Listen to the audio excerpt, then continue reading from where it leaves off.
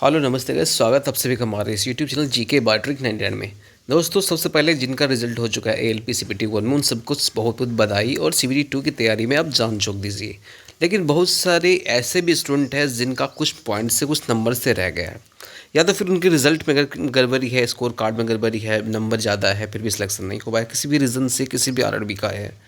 और या तो फिर नॉर्मलाइजेशन इस तरह से हुआ है ताकि उनका मतलब मार्क्स घट गया है। तो बहुत सारे स्टूडेंट का कुछ ना कुछ दिक्कत आ रही है, या फिर ऐसे भी स्टूडेंट है जिनका क्वेश्चन सही है, ऑब्जेक्शन के बाद भी उसमें थोड़ा वो कुछ दिक्कत आ गई है। तो सारे स्टूडेंट के लिए मैं बताना चाहूँगा, हो सकता है रिवाइज रिजल्ट आने के बाद में इनका सिलेक्शन हो जाए। तो बहुत सारे स्टूडेंट सबके वही 4 साल 5 साल से सब तैयारी करते हैं, तो क्यों ना ये जायज़ बनता है कि भाई सबके लिए आवाज़ उठाई जाए। तो बहुत सारे इसके विपक्ष में भी होंगे, पक्ष में भी होंगे। तो पक्ष में जो विपक्ष में होंगे उनको मैं पहले बता देना चाहूँगा कि आपका इससे लॉस नहीं होने वाला है, पहली बात, क्योंकि आपका सिलेक्शन है ही। अब कट ऑफ रिवाइज रिजल्ट जब आएगी तो आपका कट ऑफ घट के ही आएगी, तो और आपका सिलेक्शन श्योर है।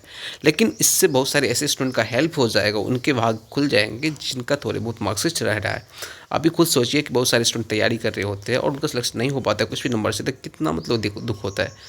एज तो निकल ही जाती है, दूसरी बात तैयारी 1 साल 2 साल 3 साल व्यर्थ चली जाती है। तो बहुत सारे स्टूडेंट का मुझे मैसेज भी आया था कि मेरे लिए आवाज़ उठाई जाए। बहुत सारे यूट्यूबर नहीं उठाते आवाज़, बड़े टीचर नहीं उठाते आवाज़। तो मेरे कहने का मतलब सबसे पहली बात ये है कि देखो, मेरे आवाज़ उठाने से यदि आपका मदद हो जाए, किसी भी स्टूडेंट का मदद हो जाए, तो बिल्कुल मैं आवाज़ उठाऊंगा। और यूट्यूबर का काम ही ऐसा होता है कि बहुत सारे स्टूडेंट हैं जिनको किसी प्रकार की समस्या आ रही है, तो उसकी समस्या को सॉल्यूशन किया जाए। तो सबसे पहली बात कि रिवाइज रिजल्ट क्यों आनी चाहिए, तो मैं 2-3 रीज़न बता देना चाहूँगा। रिवाइज रिजल्ट सबसे बड़ी कारण है कि आपका जो रिज़ल्ट रिवाइज आएगा उसके पीछे कारण है कि भाई साहब रिज़ल्ट को आपने 15 गुना बोला था, जो कि मैक्सिमम जाके आप लोग भी चेक कर सकते हो 15 गुना रिज़ल्ट नहीं है। तो 15 गुना रिज़ल्ट नहीं है तो सबसे पहले उसके कारण आपको रिवाइज़ करना पड़ेगा।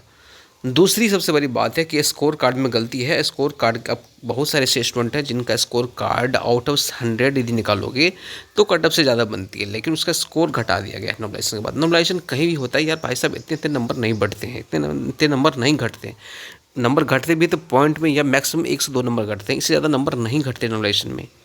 ये अपने हिसाब से ऐसा फार्मूला आप चेंज करो मेरे ख्याल से कि इस तरह से स्टूडेंट जो मान के चलिए जो स्टूडेंट 80 ला रहा है और कोई 65 ला रहे हैं, मान के चलिए वेरिएशन एग्ज़ाम जो हुआ है एलपी का या टेक्नीशियन का उतना वेरिएशन नहीं था, एग्ज़ाम में उतना वेरिएशन नहीं था।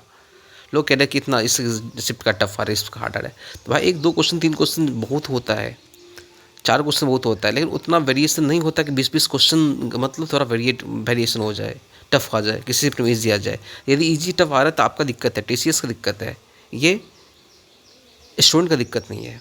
तो चलो इसके ऊपर बाद में करेंगे। सबसे पहले बात कर लेते हैं कि आपका यदि स्कोर कार्ड में दिक्कत आ रही है या आपका रिजल्ट नहीं हो पाया है तो आप किस तरह से क्लेम कर। देखो, वैसे भी तो आपका रिजल्ट नहीं होगा, यदि आपने क्लेम नहीं किया, ऑब्जेक्शन नहीं डाला, तो वैसे भी आपका रिजल्ट नहीं होगा। तो आपको करना क्या चाहिए, और जिनका लग रहा है कि थोड़ा बहुत मार्क्स के कम है या फिर जिनका स्कोर कार्ड गलती है, उनको क्या करना चाहिए, सारे प्रोसेस में बता रहा हूँ।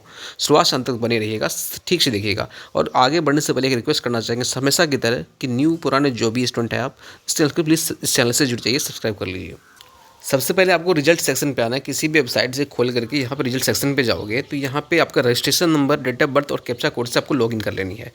कैप्चा जैसे ही लॉगिन करोगे तो लॉगिन करने के बाद में आपका ये खुल के आ जाएगा। जैसे ही आप लॉगिन करोगे तो आपके सामने खुल के आ जाएगा ये इंटरफेस। यहाँ पे कैंडिडेट डिटेल होगा, जहाँ पे आपका डिटेल होगा, आपका नाम होगा, आपने कहाँ से फॉर्म भरा है, रजिस्ट्रेशन नंबर होगा, एग्जाम सिटी दिखाया जाएगा।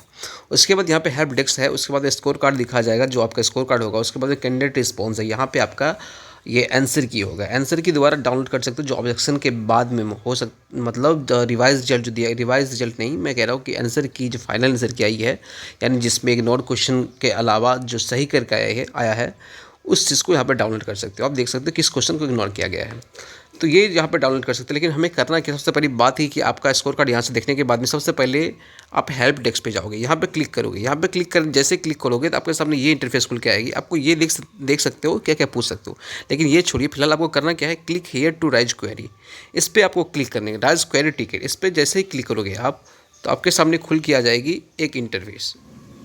ये इंटरफेस खुल के आ जाएगी। इसमें आपको दिखेगी क्या, ये फर्स्ट स्टेज, इसमें कुछ नहीं करना। उसके बाद सेकंड में प्रॉब्लम कैटेगरी, इस पर क्लिक करनी है। सेकंड में प्रॉब्लम कैटेगरी पे जैसे ही क्लिक करोगे तो आपके सामने 2-3 चीज़ खुल के आएगी। इसके तीसरे नंबर पे 2-3 चीज़ खुल के आएगी। उसमें तीसरे नंबर पे रिजल्ट एंड स्कोर कार्ड होगा, उस पर आपको क्लिक कर देनी है। ये क्लिक करने के बाद में यहाँ पे आपको प्रॉब्लम टाइप सेलेक्ट करनी है। प्रॉब्लम टाइप में क्या क्या आएगा वो मैं दिखा देता हूँ। यहाँ पे ये आएगी कि एरर इन स्कोर कार्ड पे आपको क्लिक कर लेनी है। एरर इन स्कोर कार्ड, इस पर क्लिक करनी है। स्कोर कार्ड में दिक्कत है या कोई दूसरा इशू है तो अदर इशू पे क्लिक करनी है। यदि आपका स्कोर कार्ड नहीं खुल रहा है, डाउनलोड नहीं हो रहा है, तो उस पर क्लिक करनी है। लेकिन आपको करना क्या है, यदि स्कोर कार्ड में दिक्कत है, आपको मार्क्स ज़्यादा बन रहा है, स्कोर कार्ड में दिक्कत आ रही है, इस पर क्लिक करोगे। या कोई अदर इशू है, रिवाइज रिजल्ट के लेकर के इशू है, या 15 गुना रिजल्ट नहीं दिया गया उसको लेकर के इशू है, तो वो उस पर क्लिक करोगे। लेकिन यहाँ पे एरर स्कोर कार्ड पे क्लिक करने के बाद में आपको करना क्या है, एरर इन स्कोर कार्ड यहाँ पे कुछ टाइप करनी है, यानी किस प्रकार का एरर आ रहा है स्कोर कार्ड में, नंबर घट रहे हैं, बढ़ रहे हैं, क्या कर रहा है, उसमें यहाँ पे आपको थोड़ा सा टाइप करके लिखना होगा। उसके बाद में ऑप्शन आ जाएगी सबमिट का, सबमिट कर देना है। बस यही प्रोसेस करनी है। रेलवे देखेगी, जांचेगी, जांच करने के बाद में फिर से आपको रिवाइज रिजल्ट दिया जाएगा। यदि आप ये नहीं करोगे तो फिर आपका वैसे रिजल्ट नहीं होना है। अब ये कर दोगे, हो सकता है रिवाइज रिजल्ट देने के बाद आपका सिलेक्शन इसमें हो जाए। अब रही बात, जब रिवाइज रिजल्ट दिया जाएगा तो क्या एग्ज़ाम उसी डेट को लिया जाएगा, तो मैं कहूँगा बिल्कुल नहीं लिया जाएगा। फिर जब रिवाइज रिजल्ट दिया जाएगा तो एग्ज़ाम का डेट भी चेंज होगा, क्योंकि बहुत सारे स्टूडेंट ऐसे होंगे जिनको शिफ्ट 2 पढ़ने का टाइम नहीं मिला होगा, तो थोड़ा बहुत आगे पीछे चेंज हो सकता है। वैसे भी जेई का एग्ज़ाम जो डेट दिया है वो भी चेंज होगा ही होगा। रिवाइज रिजल्ट को लेकर के डेट चेंज होने की प्रबल संभावना, मैं ये 100% नहीं कह रहा हूँ, लेकिन संभावना बनती है। तो आशा करता हूँ आप लोगों को समझ में आया हो, आज गया होगा। तब तक के लिए जय हिंद, जय भारत। और न्यू पुराने जो भी अभी तक सब्सक्राइब नहीं किया तो प्लीज़ सब्सक्राइब कर लीजिए, इस चैनल से जुड़ जाइए।